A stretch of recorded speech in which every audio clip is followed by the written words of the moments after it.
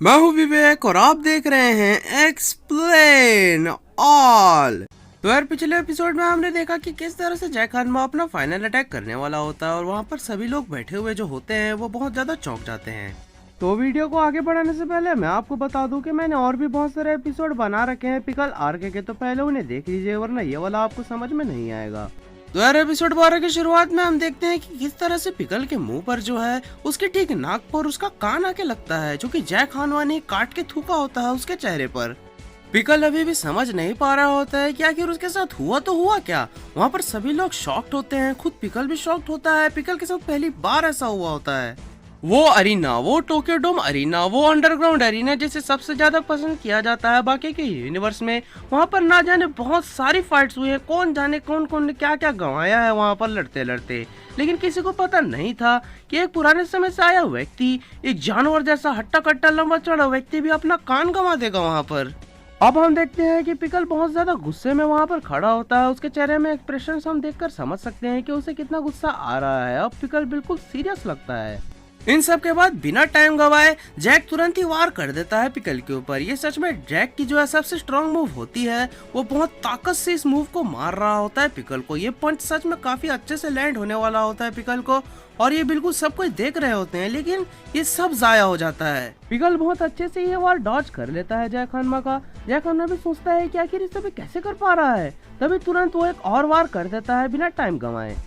Jack बहुत ही ताकत से ये वार करता है, लेकिन ये वार भी बिल्कुल जाया चला जाता है। अब हम देखते हैं कि वहाँ पर धीरे धीरे बहुत ज्यादा डर्ट उड़ने लगती है। वो जगह बिल्कुल विजिबिलिटी से हटने लगता है। वहाँ पर बहुत ज्यादा डर्ट हवा में उड़ने लगता है और पिकल भी गुस्से में जैक हनमा के सामने खड़ा होता है। जैक बहुत कस के एक लात मारने वाला होता है पिकल के बिल्कुल छाती में, लेकिन तभी हम देखते हैं कि ये सब तो बिल्कुल हो ही नहीं पाया।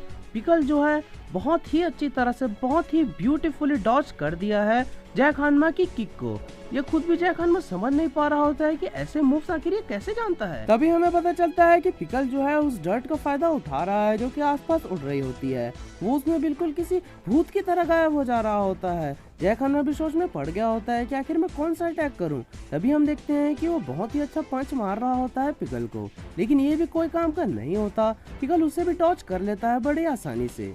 अब जैक हनमा को बहुत ही ज्यादा गुस्सा आ रहा होता है। कोई भी अटैक बिल्कुल भी काम नहीं कर रहा होता है। हम देखते हैं कि वहाँ पर के जो बैरियर्स हैं वो टूटे हुए हैं। यहाँ पर हमें पता चलता है कि पिकल इन्हीं में से टकरा टकरा कर जैक के मूव से बच रहा था। अब उस फॉग के बीच जैक हनमा और पिकल शांति से खड़े हुए होते हैं। उसके बाद हमें बताया जाता है कि पिकल जो है बिल्कुल एक प्रेडिटर की जिंदगी जीता था। वो मारता था, लड़ता था, खाता था, बस यही उसकी जिंदगी थी। यहाँ पर वो सब चेंज हो गया है। अब जैक और पिकल की फाइट में एक ऐसा मोमेंट आ चुका है जब पिकल दिखा रहा है कि वो कितना बड़ा शिकारी है, कितना अच्छा शिकारी है। जैक को ऐसा फील हो रहा होता है कि उसके सामने और कोई नहीं बल्कि एक बहुत ही बड़ा टी-रेक्स डायनासोर खड़ा हुआ है। तभी हम देखते हैं कि जैक हनमा अपने मनी मन में पिकल से कह रहा होता है कि मैं तुमसे भीख मांगता हूँ पिकल, मैं तुमसे भीख मांगता हूँ, प्लीज मुझे ये लड़ाई जीतने दो। तभी हम देखते हैं कि पिकल का एक बहुत ही जबरदस्त अपरकट लगता है जैक हनमा को, जिससे वो हवा में उड़ जाता है। वो सच में काफी लाजवाब अपरकट होता है। उसका इम्पैक्ट वहाँ पर सभी लोग महसूस कर सकते हैं। वो सच में उसके बाद तुरंत ही बाद पिकल उसे एक और अटैक कर देता है, बिल्कुल एक साइड पंच की तरह। वो साइड पंच इतना जोर से लगता है जैक हनमा को, जैक हनमा हवा में गोल गोल घूमने लगता है। इतना बड़ा शरीर का आदमी हवा में लिटरली गोल घूम जाता है। उसके बाद तुरंत ही पिकल उसे हवा में ही सीधा करता है और बिल्कुल सीधे मुंह पर बहुत ही जोर से एक पंच मार देता है, जो कि सच में काफी लाजवाब तरीके से लगता है उसे। वो बहुत ही भयानक पंच होता है। जैक हनमा के पूरे दांत टूट जाते हैं इस पंच से। इस भयानक पंच के बाद हवा में उड़ते हुए वो साइड के बैरियर से जाके टकरा जाता है। जैक हनमा बहुत जोर से बैरियर से टकराता है और वहीं पर बेहोश सा हो गया होता है। ये पिकल का पंच जो होता है सच में काफी लाजवाब तरीके से लगा होता है जैक हनमा को। आप देख के लग ही रहा होता है कि जैक हनमा हार गया है। उसके बाद दूसरी तरफ हम देखते हैं कि पिकल नाचने लगता है। वो अपना विक्ट्री पोज देने लगता है। वो उसी तरह से खुश हो जाता है जैसे वो पहले हुआ करता था डायनासोर्स को मारने के बाद। वो बिल्कुल खुशी में नाचने लगता है और तभी वो शॉकिंग मोमेंट आता है जिससे सब कोई देखकर चौंक जाते हैं। पिकल नाचते नाचते रुक जाता है और तभी हमें गौर से देखने पर पता चलता है कि पिकल के आंखों से आंसू बहने लगा है। अब हमें पता चलता है कि पिकल रोना शुरू कर दिया है। अब हमें पता ही है कि पिकल क्यों रोता है किसी को हराने के बाद। तभी हम देखते हैं कि रेस्टो ये सब देख रहा होता है। वो बाकी से कहता है कि अब वो मोमेंट आ चुका है जब वो उसे रिस्पेक्ट देगा, उसे खाकर। वो उसे खाने वाला है, बिल्कुल जिस तरह से मेरा लेग उसने खाया था। तुम्हें याद है ना कि कात्सुमी और मेरे साथ ऐसा ही हुआ था। अब जैक हानमा की बारी है। तभी हमें पता चलता है कि टोकुगावा जो है वहाँ पर खड़ा हुआ होता है और बहुत ज्यादा दुखी होता है, क्योंकि यहाँ पर बहुत सारे फाइटर्स के साथ ऐसा ही हुआ है। अब धीरे धीरे पिकल जो है जैक हानमा को खाने के लिए, उसे रिस्पेक्ट देने के लिए आगे बढ़ने लगता है। वो उसके पास पहुँच ही गया होता है, शुरू करने ही वाला होता है। उतने में ही वहाँ पर अचानक से उसका ब्रो आ जाता है, जो कि और कोई नहीं बाकी होता है, क्योंकि मेरा भाई तू मेरी जान है। तभी हम देखते हैं कि पिकल के चेहरे का एक्सप्रेशन अचानक से बदलता है। वो देख रहा होता है कि जैक हानमा उसे एक बहुत बड़े मधुमक्खी की तरफ फील हो रहा होता है। उसे ऐसा लग रहा होता है कि वहाँ पर एक बहुत बड़ा मधुमक्खी है, और दूसरी तरफ बाकी भी धीरे धीरे करके पहुँच गया होता है पिकल तक। बाकी भी बिल्कुल समझ नहीं पा रहा होता है कि आखिर पिकल सोच क्या रहा है।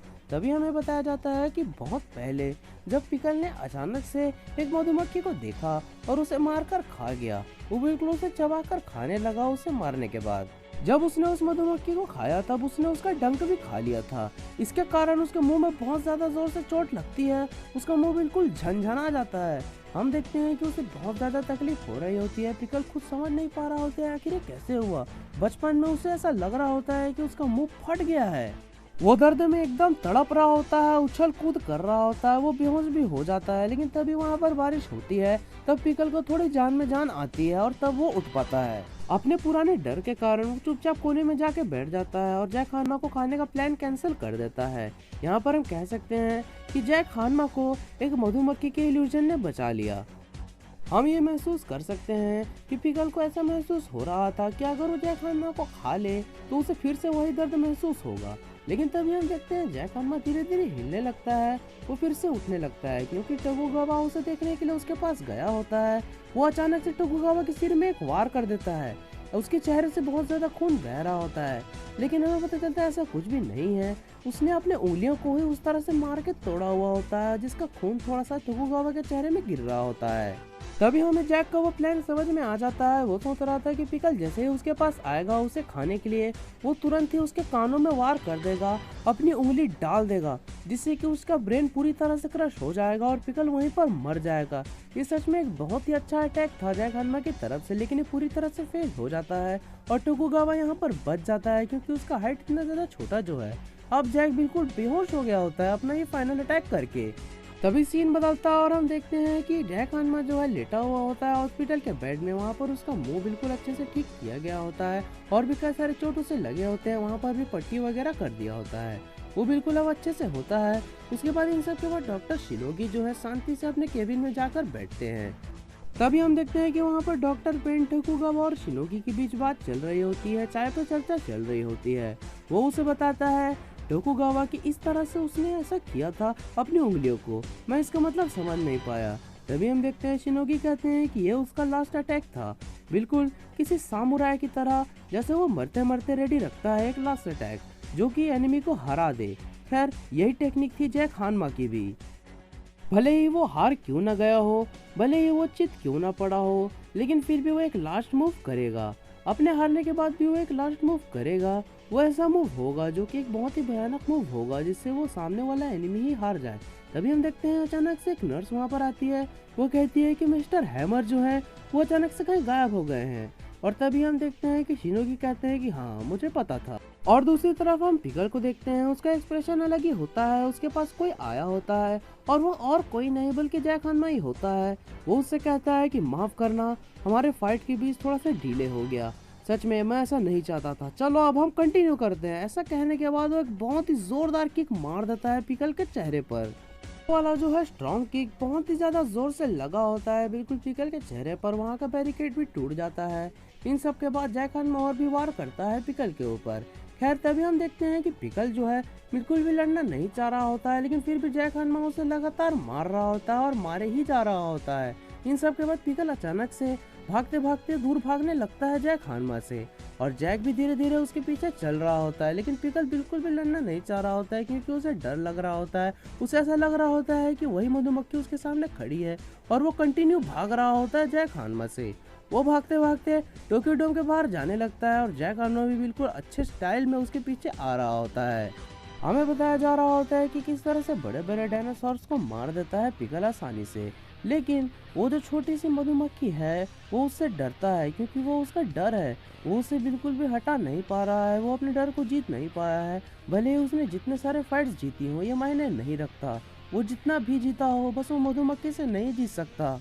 हमें जैक हार्मा के बारे में बताया जा रहा होता है। हमें बताते हैं कि जैक हार्मा जो है उसने बिल्कुल लिमिट तोड़ कर रख दी है इंसानों की।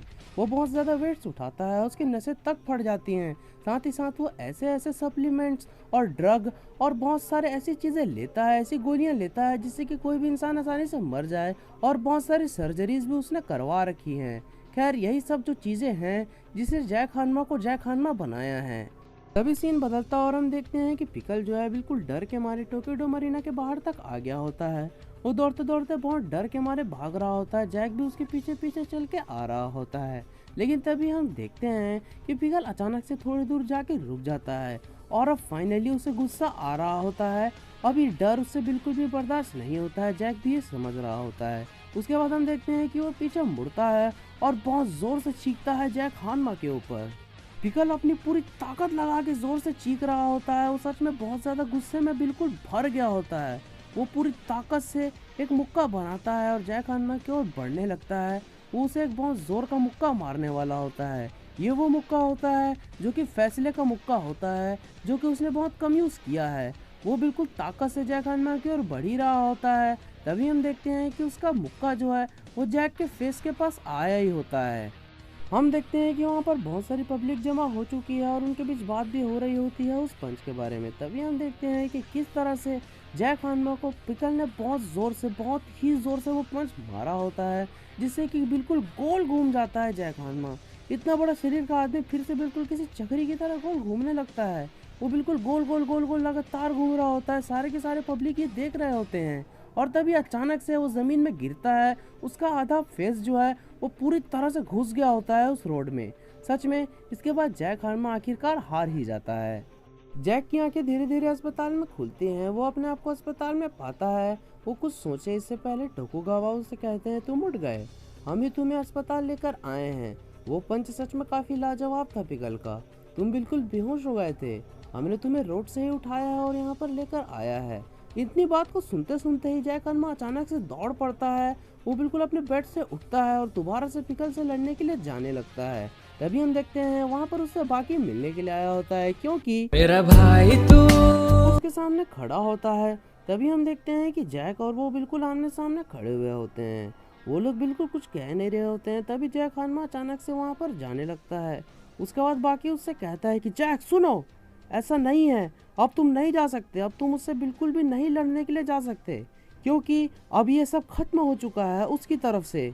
अब जैक हार्मा जाते जाते रुक जाता है और उसकी बात को सुनने लगता है वो क्या कह रहा है। तभी हमें बाकी से पता चलता है कि जैसे ही तुम वहाँ पर बेहोश हुए थे पिकल तुम्हारे पास खड़ा ही हुआ था।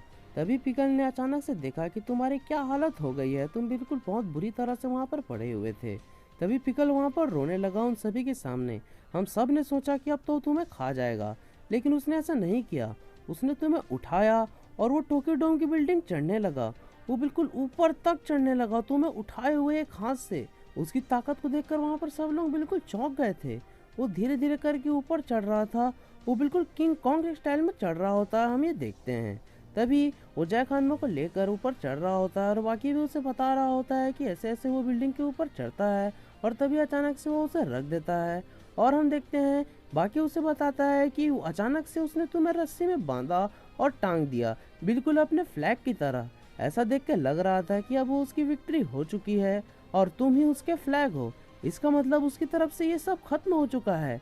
तुम्हारी बेइज्जती हो चुकी है उन सब के सामने, तुम बेइज्जत हो चुके हो जैक, अब बस करो।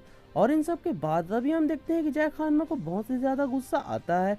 वो बहुत ही ज्यादा दुखी होता है और वो बहुत जोर से चिल्लाता है। वो इतना जोर से चिल्लाता है कि उसका मुंह का पट्टी पूरी तरह से फट जाता है। और ये वाला एपिसोड यहीं पर समाप्त हो जाता है। खैर मैं आपको बता दूं और भी बहुत ज़्यादा एपिसोड आने वाले हैं पिकल आर्क के, और भी दूसरे मांगा में जल्दी एक्सप्लेन करने वाला हूं। तो इसीलिए चैनल को सब्सक्राइब करके रख लीजिए ताकि आगे चल के कोई प्रॉब्लम ना हो वीडियोस देखने में। तो आज के लिए बस इतना ही। वीडियो को लाइक करें, चैनल को सब्सक्राइब करें, हम आगे भी और ऐसी वीडियोस लाते रहेंगे। Love you all, I am out.